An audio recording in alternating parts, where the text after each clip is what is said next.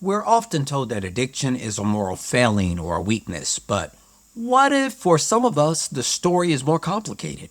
What if the same traits that fuel intense creativity and deep thinking can also create vulnerability to addiction?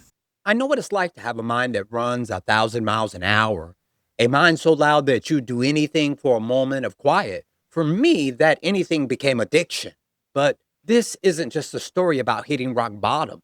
This is about discovering that the very things that pulled me towards the dark, my intensity, my sensitivity, and my relentless mind, were also the keys to finding my way out. So, what's the connection between certain personality traits and addiction? It's a paradox where the very things that can drive success and innovation might also contribute to a perfect storm of self medication. It can start with a mind that doesn't just think, it consumes. Some people have an intense curiosity and a powerful need for new experiences. When your world can't keep up with your brain's appetite for stimulation, you can be left with a profound sense of boredom or unease. This isn't just feeling restless. It's a deep distress that can make the artificial intensity of substance use feel like a temporary solution. Then there's the emotional side. Some individuals feel everything more deeply. They experience the world's beauty with incredible richness, but they also feel its pain more acutely. This can lead to wrestling with heavy existential questions about life and meaning, which can feel incredibly isolating. When you feel that much, you can feel that alone. The desire to numb the noise can become overwhelming. Ever felt like you have to be perfect? For some people, being used to excelling creates an impossible standard. When they inevitably fail or fall short of their own high expectations, the sense of failure can feel catastrophic. Instead of a simple mistake, it's viewed as a deep personal flaw. And in the moment of intense self criticism, addiction can offer a temporary silence from the inner judge. So, how does a brilliant mind walk into this trap? It often starts with that same curiosity. An exploring mind might extend that exploration to substances, not always out of rebellion, but as a misguided intellectual or sensory experiment. This can be compounded by a struggle that some intensely analytical people face, a disconnect from their own emotions. Studies have suggested that while cognitive intelligence can be high, emotional intelligence, the ability to identify and manage what you're feeling, can be a separate challenge. It's like having a supercomputer for a brain, but the emotional dashboard is in a language that you can't read. You know something is wrong, you feel the distress, but you can't pinpoint the source. So you don't solve the problem, you medicate the symptom. This can create a vicious cycle. Feeling fundamentally different from your peers can lead to a social alienation.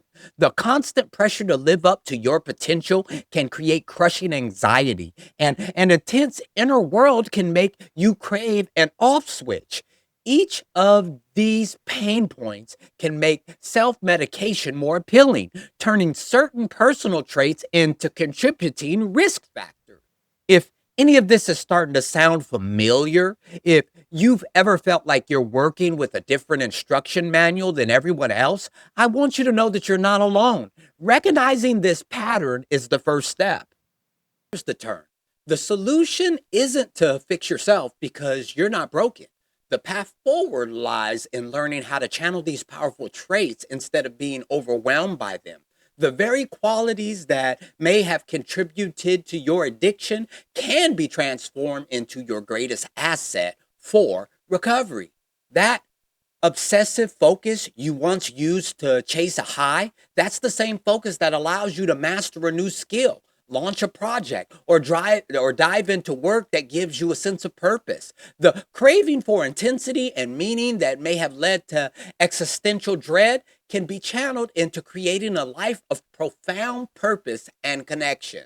For some, with an analytical mind, recovery can be an intellectually engaging process. It often involves understanding the why behind the addiction and developing new healthier strategies to meet those underlying needs. It means tackling boredom by finding challenges that truly stimulate you. It means learning the language of your own emotions so you can address them directly instead of numbing them out. And critically, it involves finding your people, building authentic connections with others who understand your intensity and don't ask you to dim your light.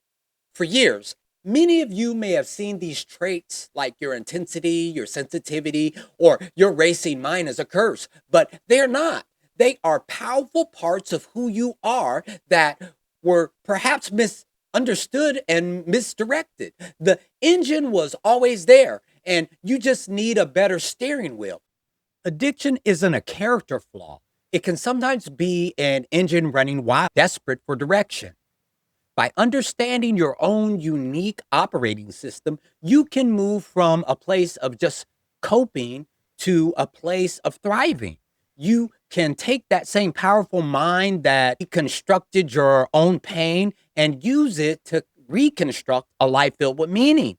The journey starts with this reframe. So I want to ask you, what is the one trait that you've always seen as a flaw that you can now start to see as a strength in disguise? Share it in the comments below. Let's start this conversation together.